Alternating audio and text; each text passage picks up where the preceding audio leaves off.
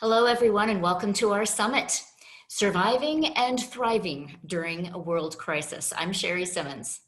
And I'm Jan Simmons. We're a mother-daughter duo who wrote a book together and speak across the country on trauma resiliency, and we thought it was an important time to get some experts online teaching us how to navigate these new and difficult waters. So I want to introduce our first guest, Julie Sibert is a speaker, a blogger, and author of Pursuit of Passion, Discovering True Intimacy in Your Marriage. And you call yourself a sex champion. So I want to know a little bit about what that means. Well, I'm a big advocate for healthy sexual intimacy in marriage. And so I help people have great sex. I'm not a counselor or a sex therapist. I'm simply a wife who has a passion for this area of marriage and talking about it and encouraging people. So I try to help couples see that sex isn't something, sometimes we treat it as something we have to do. And I try to help couples see it's something you get to do. It's just a key way to enrich your marriage and strengthen your relationship and have fun. So yeah, I'm a big sex champion. I love that. Julie, with the stress of the pandemic, we've been quarantining racial, we have a light shown on racial inequalities that have been there for years, calls for police defunding, political tension. I mean, it's just one thing after another. And there's this unpredictability, about what's going to happen next. Exactly.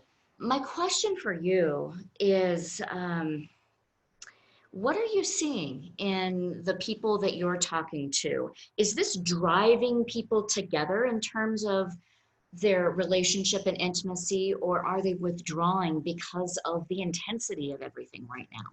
Yeah, it's a great question. And I think that it really depends a lot on how the relationship was doing before we entered into this crazy upheaval, a lot of unknowns, a lot of stress. And so if a relationship was already fairly stable, I think a couple is able to kind of take a team approach and come together. And we have to remember too, that everybody's situation is unique.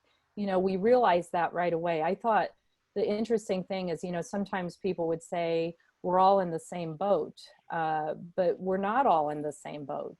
We're all in the same storm, but everybody's boat looks different. So right away you saw couples, some who had to suddenly work from home.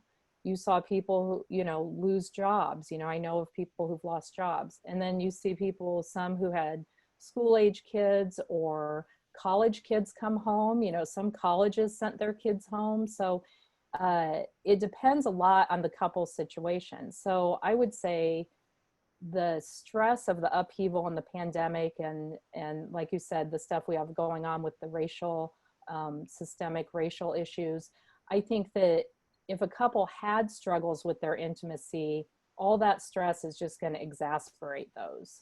It's just going to, like, now we're in close quarters, we're together more, we can't, I know restaurants and stuff are starting to open, but for a while there, you're like homebound. Even if you could leave, you didn't really, because you didn't really have any place to go. So couples that already had quite a bit of stability, I think, have weathered it a little better. Couples that were already struggling with their intimacy, I think it just exacerbated the stress. So it depends a lot on the couple.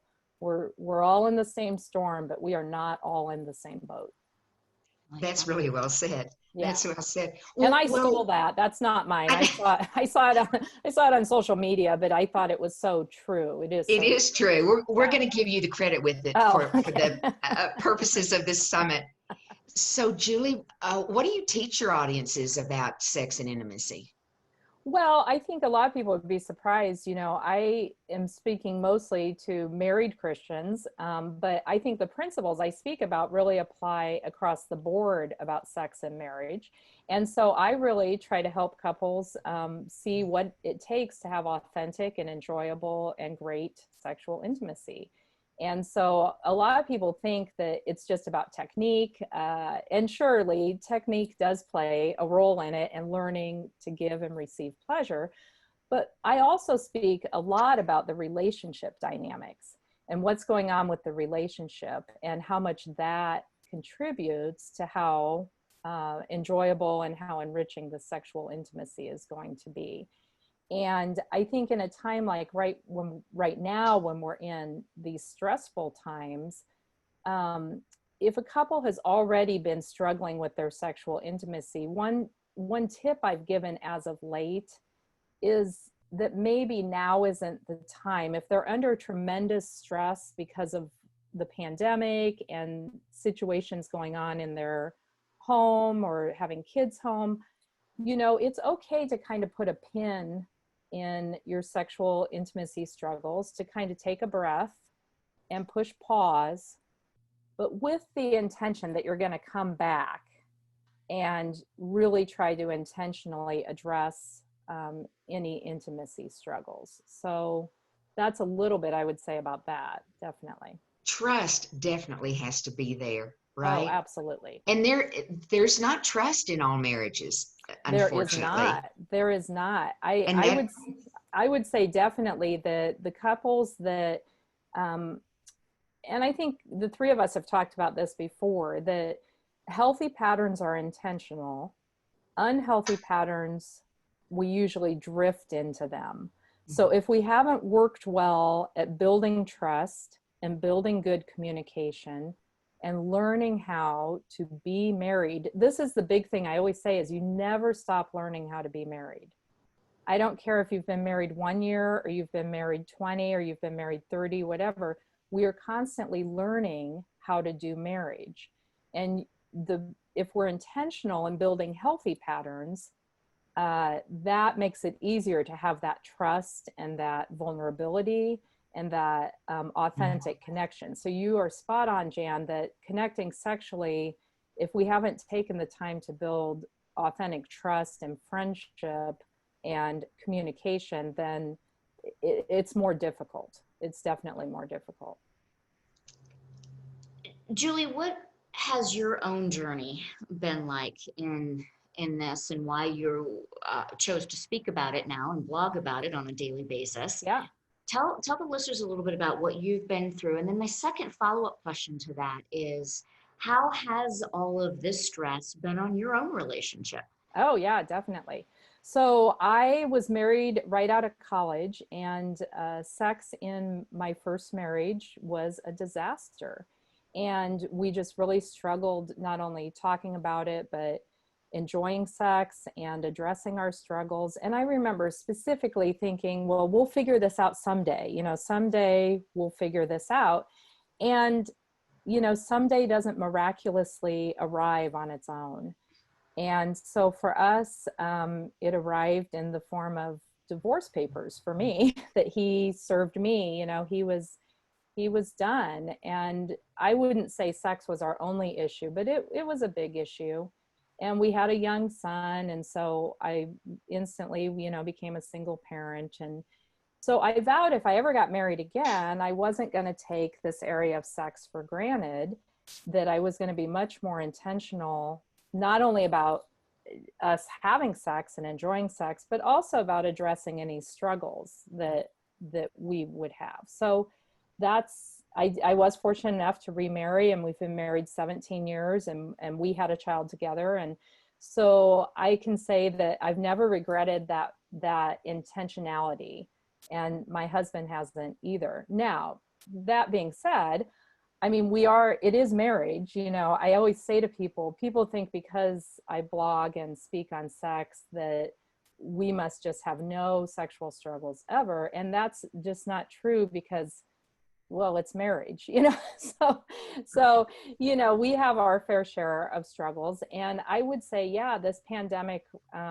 this world situation did kind of throw us into having to adjust. We have a teenage son who then I had to basically switch to homeschooling as he was home. And we have other dynamics in our house. My mother-in-law is living with us, and my husband he works for the gas and water company, but then he was stationed at home or was then working from home. So yeah, we have struggled finding alone time with each other. So I would say definitely this time in our world has impacted us like it has other couples. I'm not saying that we aren't still trying to nurture our intimacy, because we are, but we just have to be more strategic about it, which I think a lot of couples are finding that they have to be more strategic. You know, some couples always tie their sexual intimacy to date night, like going out. Well, suddenly you couldn't go out. So you had to figure out a way to do different kinds of connection and date night, and how are we doing as a couple, that sort of thing. So I would say you have to just be more strategic, definitely. So what, gosh, I mean, what do you do if there is already tension in the marriage? I mean, does a time like this, well, it's bound to impact and shine a brighter light on any little thing that's going wrong. Yeah. Is there an opportunity for healing? Oh, you during know, a time? I always say a good thing is to call it out.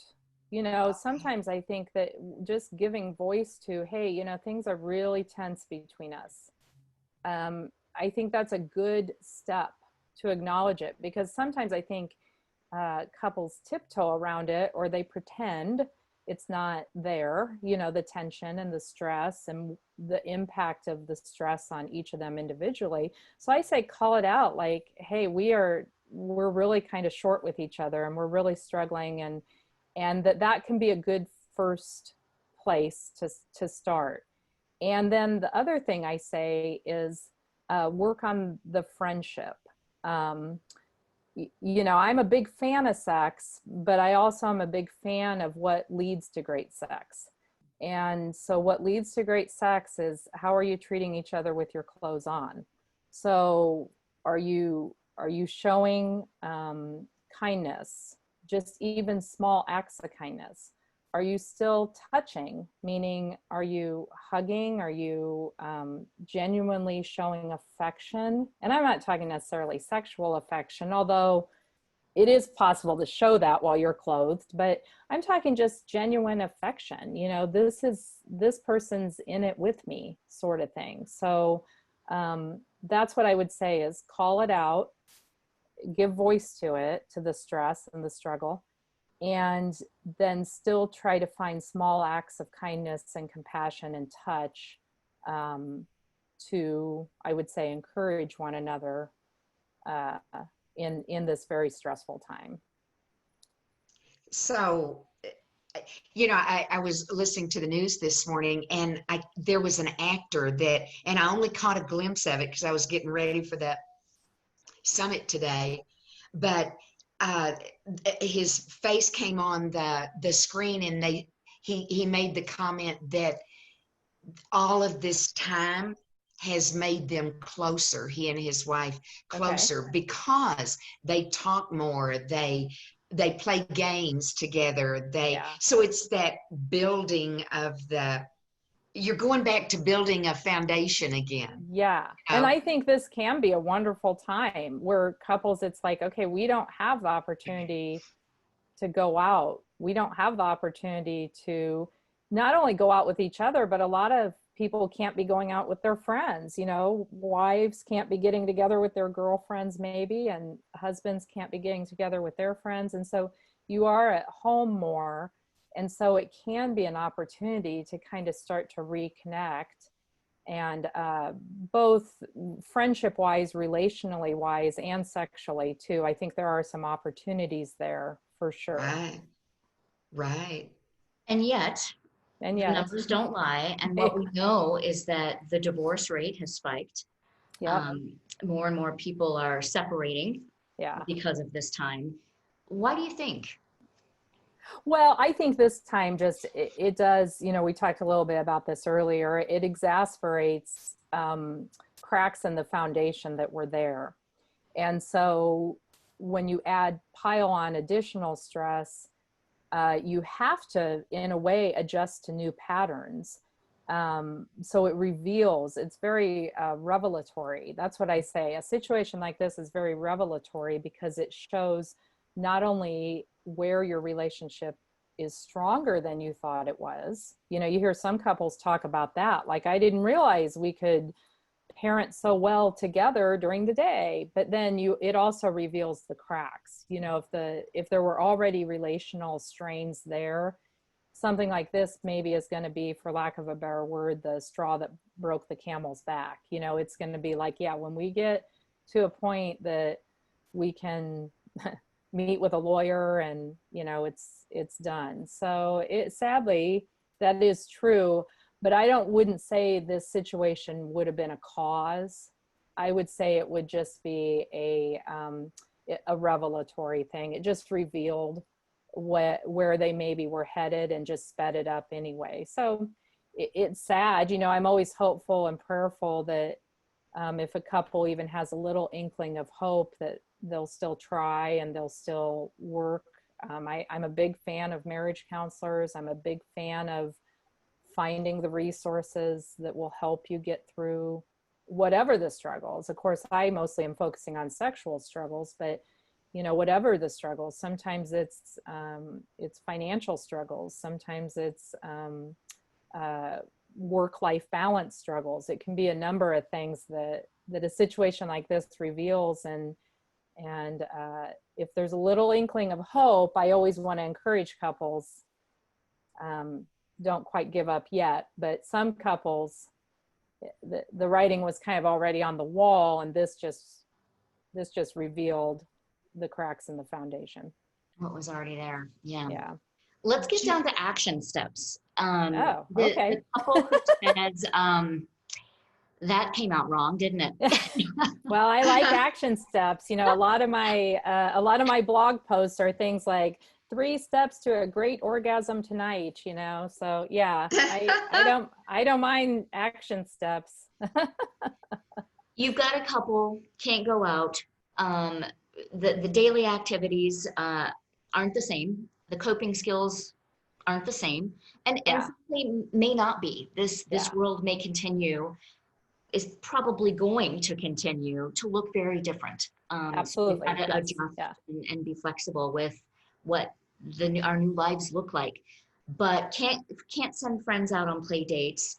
So what do you say to the couple that says, how do we do it? How do we make it work? How do we make those times to connect with one another, be intimate with one another, have romance with one another? When we can't go out, we can't send the kids out, we're locked in this house together. Yeah. What do you suggest? Well, the big thing I would first say is you still can have structure, meaning like, so even though you've got your kids home 24/7, which I think we're going to start to see that loosen up a bit.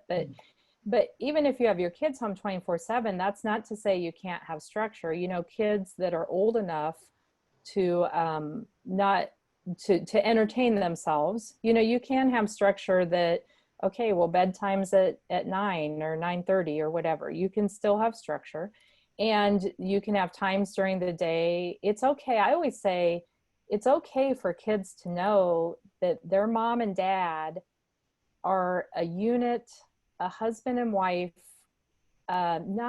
maybe not separate from the kids, but they're not just mom and dad.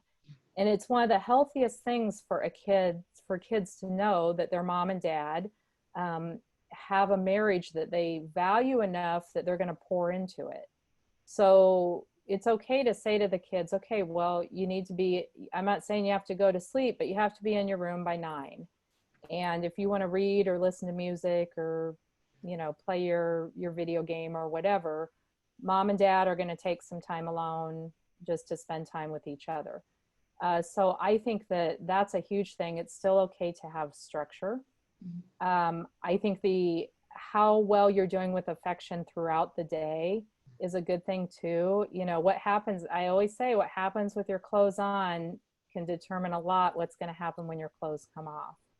And then the other thing I would say is a lot of great sex can be had in 20 minutes. You know, like you don't need, I mean, don't get me wrong. I love drawn out sexual sessions, where I have a lot of time and we have a lot of time together. I love it.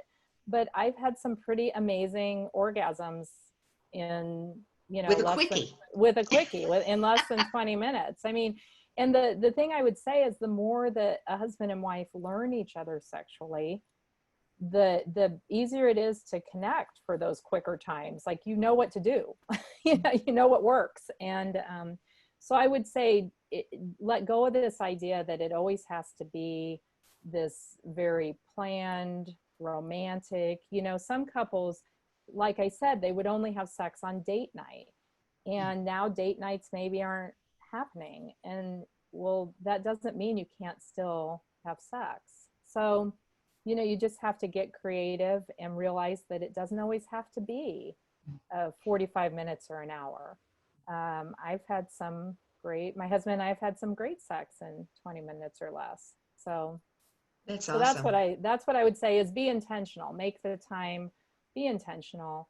And you can use, if you're both home during the day because of this pandemic, I mean, I don't know, how's your lunch break look? I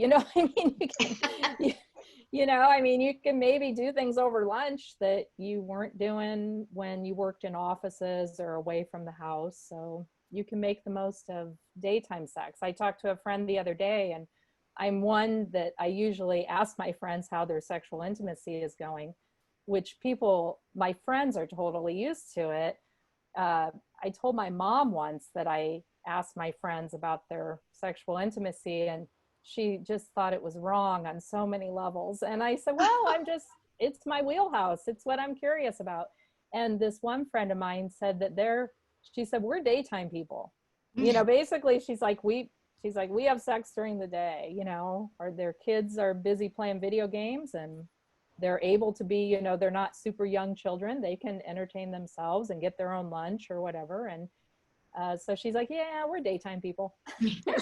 You find the opportunity where you can. Yeah. My first glimpse about intimacy or sex was that because it was within the confines of the church, it was really rigid. And do you find that women that have gotten one concept of that sex should be just for making babies or just missionary style or whatever, how hard is it for them to shift that, change that, to have a better intimacy?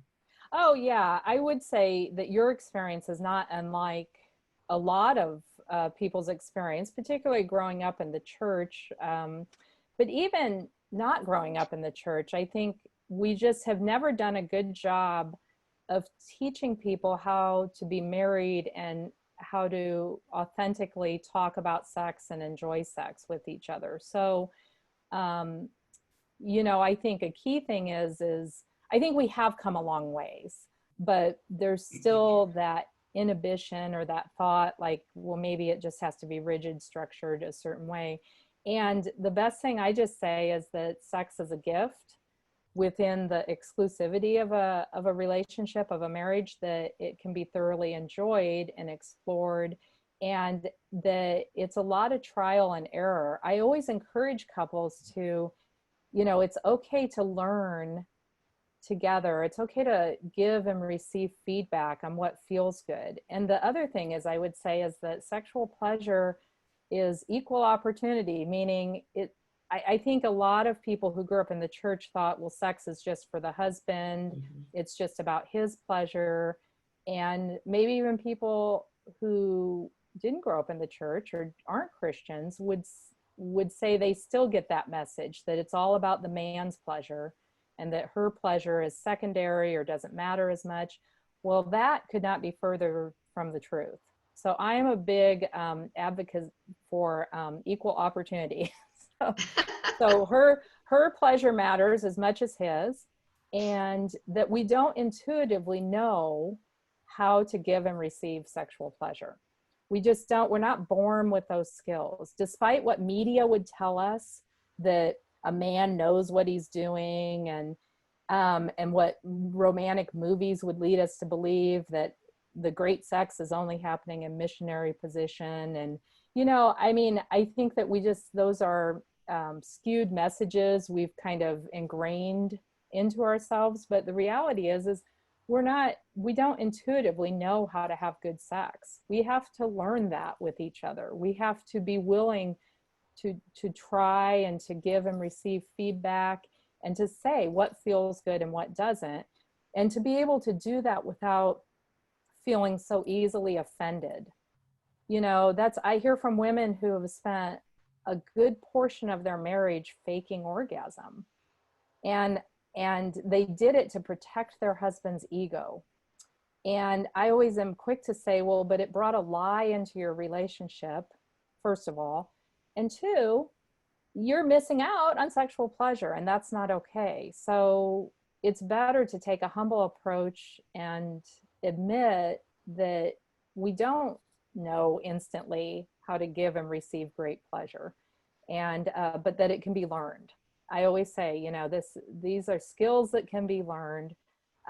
Great sex is not reserved for A-list actors and beautiful models. A lot of average everyday people are having phenomenal sex, and it can be learned. Wow. I think you make a great point about having that open dialogue and vulnerable conversation. Oh, yes. Yeah. And most people don't do that well Yeah. when it comes to sex and intimacy. It has That's always true. baffled me that we can take off our clothes, be intimate with each other, but can't really have a conversation about it. Yeah. So what is an opener for the couple that maybe they're shy, or that just hasn't been a part of their dialogue, or they weren't raised to talk about those issues? What's an opener?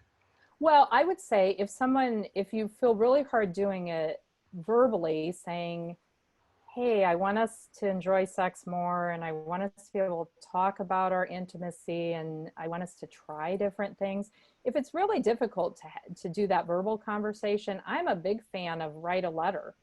Like you can write a letter to your spouse, not as a way to avoid face-to-face conversation, but as a springboard into communication face-to-face. So sometimes we can put down on paper what maybe is difficult for us to say out loud initially. And then the other thing is, I always say, I'm a big fan of call the awkwardness out. So shine light on it. Say, gosh, I feel so awkward, like talking about this, or I'm so embarrassed, or, oh my gosh, I've never talked about sexual pleasure or orgasm, or, so I think once you start to shine light on something, it kind of starts to lose its grip. Our grip of fear and embarrassment, and am I going to say the wrong thing? Am I going to do the wrong thing? The more you shine light on that, the less hold it has. And then I always say too, give yourself grace. It's okay that, some things are going to be awkward. I always say, like, a good example is trying new sexual positions. Well, you have to be able to kind of laugh at yourself a bit, because unless you have the flexibility of like a Olympic gymnast, there are some things you might try that you might not find to be too capable to actually do. So, but it's okay to be able to laugh at yourselves, and to, sex should be a place not only of deep vulnerability, but it should be a place of fun and safety, and that I'm with this person I love. No one else is here to see what we're doing or to comment on what we're doing. We're figuring this out together. So I think that those are some tips on how to start having conversations that maybe you haven't had to this point, but need to be had.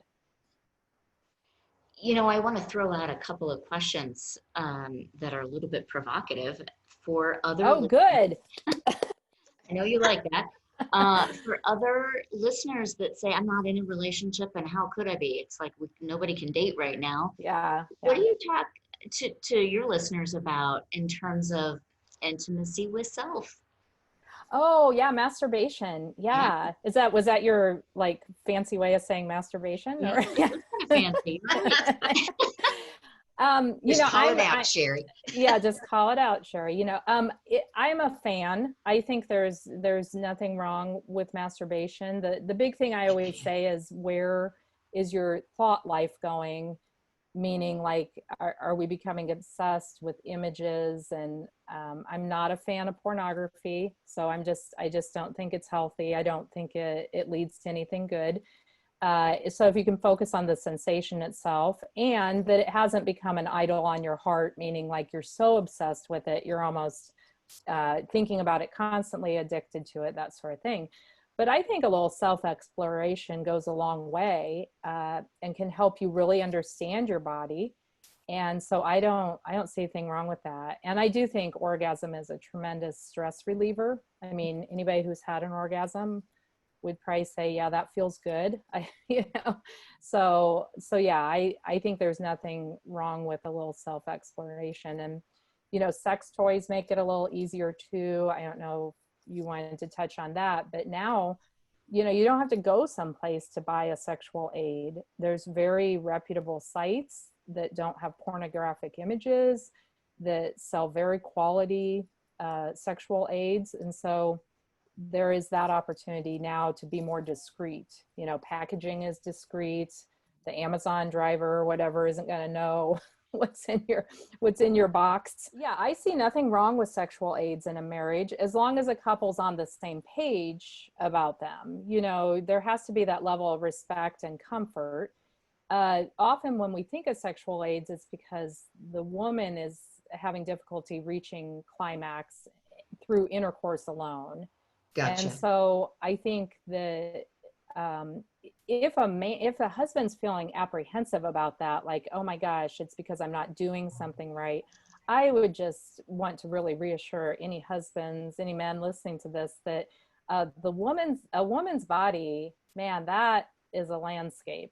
Like, that is like, there's a lot of mystery going on there. So, her sexual arousal and response may not be as predictable, often is not as predictable as a man's.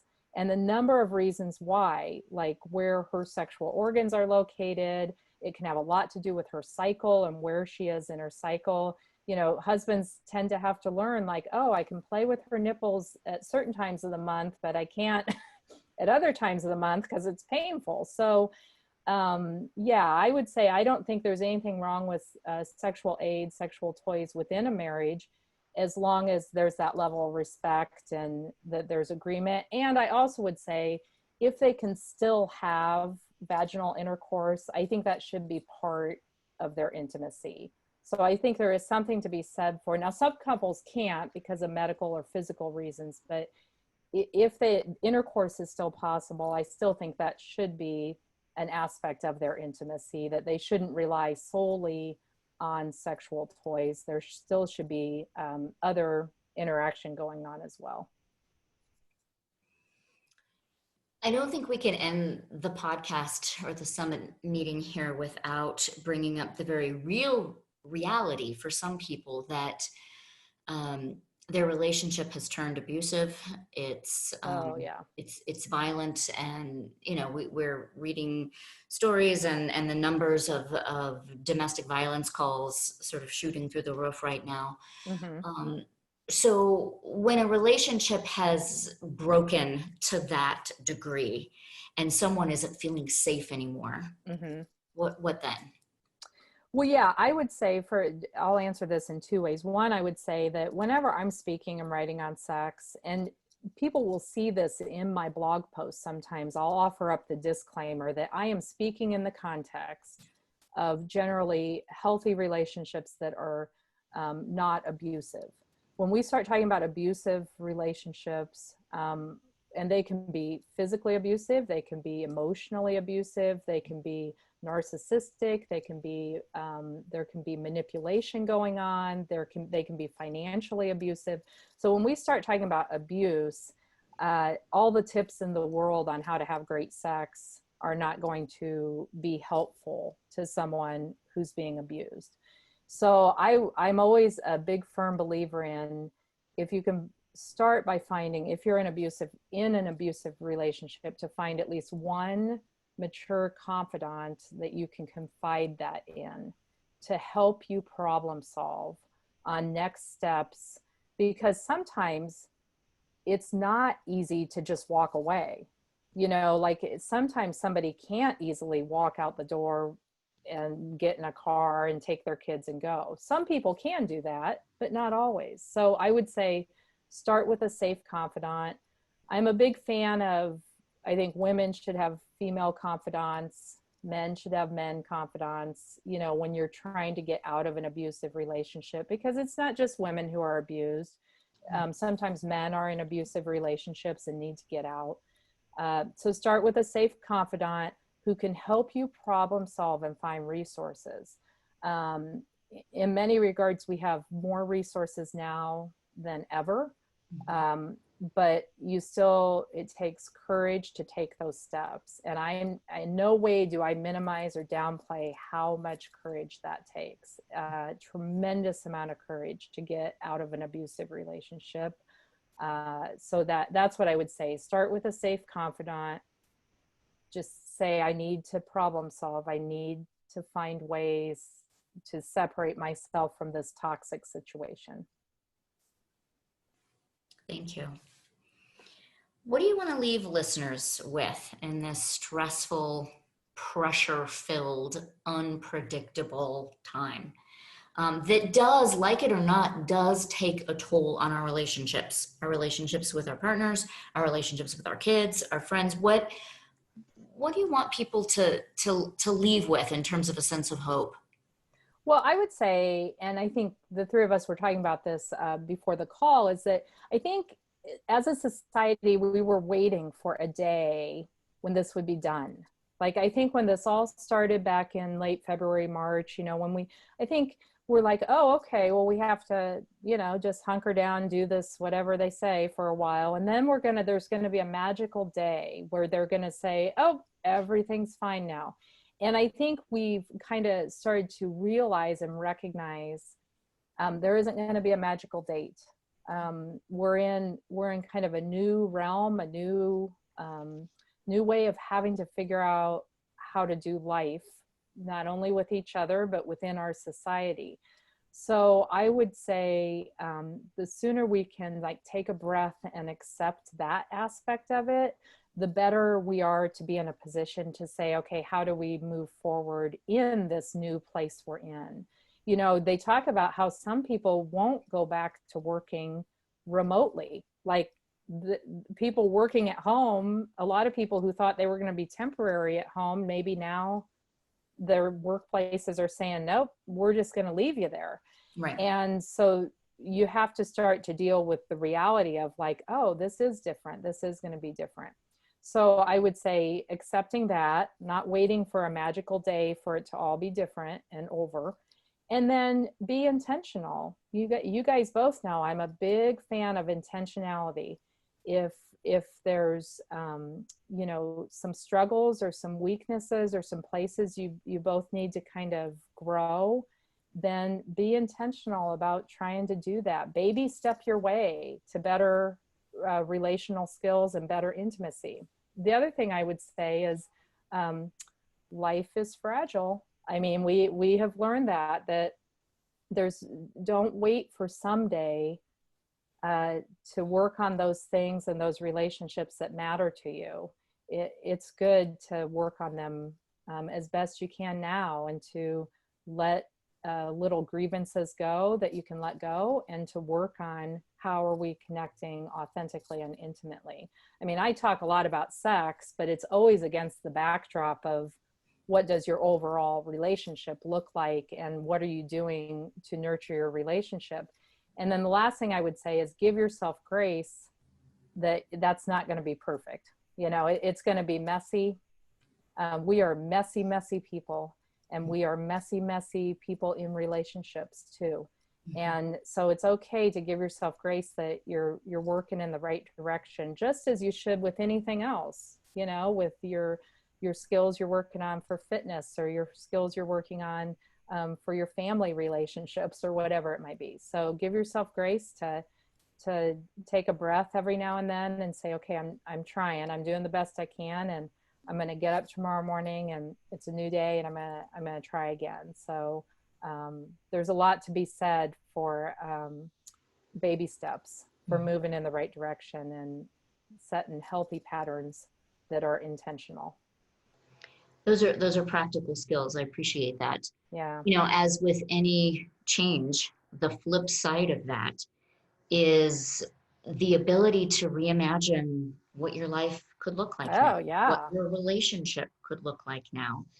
Yeah, there's a lot of couples that might now just be having sex over the lunch hour for like the rest of their marriage. I don't know. Like it could happen, you know? Right, right. But you're Right. right. The reimagining. Yes. What's life look like going forward? Yeah, yeah. We've already been pushed out of our comfort zone. What better time to start having some conversations that maybe we would have distracted ourselves from Yeah. in the old way of the old world that we lived in before March 15th. Yeah. You know, and I've said too, like a lot of couples, my husband and I were talking about how a lot of couples are learning to cook together. Yeah. But they never cooked together, and now they can't just get takeout, or they can't just go out to a restaurant. So now they have to learn how to do life together and how to cook together. And for some people, I think that's been a pleasant surprise. And we could do a whole show on the eroticism of food, you know, like how erotic it can be to cook together. But yeah, so I agree with you. I think there's opportunities in the midst of this crisis to learn how to do relationship better. Yeah. Absolutely. Great. Well, tell us about the book you co-authored, the name of it, how people can reach you. You've got some PDFs that I think Yes. you're offering up to people for free. Yeah, so the main way to reach me is on my website, which is intimacyinmarriage.com. So intimacyinmarriage.com. And I did co-author a book called Pursuit of Passion, Discovering True Intimacy in Your Marriage, which it would be a good book for anybody who's newly getting married, if you know somebody who's engaged or just newly married. But I think there's great information in it for couples who've been married a long time as well. I blog daily, so I have great resources on my site. And I've connected with other people throughout the country who blog. So through me, you find other resources. And then I do have a free downloadable PDF called Three Keys to Passionate Sex God's Way. And I would say that doesn't, even if you're not a Christian or the faith aspect doesn't appeal to you, the 3 keys I talk about in there would apply to any marriage and would be very helpful. So that's a free PDF. They can go right to my site and there's a place they can click on to get that free downloadable guide. And so yeah, there's great resources. That's what I say too. We're so fortunate that we have all these resources at our fingertips now. You know, technology, for all of its downfalls, it allowed us to do what we did today in this conversation. And it allows us to find resources that we could have never found years ago. So that's a good thing. Agreed. And I can't urge people enough to pick up this book. It's very well written. There's a lot of food for thought. It challenges thinking patterns, and it's fantastic. Oh, thank you. Julie, thank you for being our guest today. This was really helpful. Well, I just love you guys. You're the best, and you're warriors too. Like if you look back over your own lives, you think how far you've come and the way that you're now impacting lives. And isn't that just a sweet joy to know that we can take what's been broken in our lives. I took what was broken in my life and I used that to speak into other lives, and you guys are doing the same. So I'm grateful. I'm grateful. Thank you. Julie, this was just great. It was an honor to have you on the summit. Thank you so much. Listeners, again, we thank you as well for joining us. And if you want to know more about us, you can find us on our website, thetraumaspeakers.com. You can find out about our book, how to book engagements, speaking engagements, and you can look at our coaching packages on there as well. Thank you all. Everybody, be safe, be well. work on establishing and developing a healthy intimacy and relationship, whether it be with yourself, your partner, your marriage.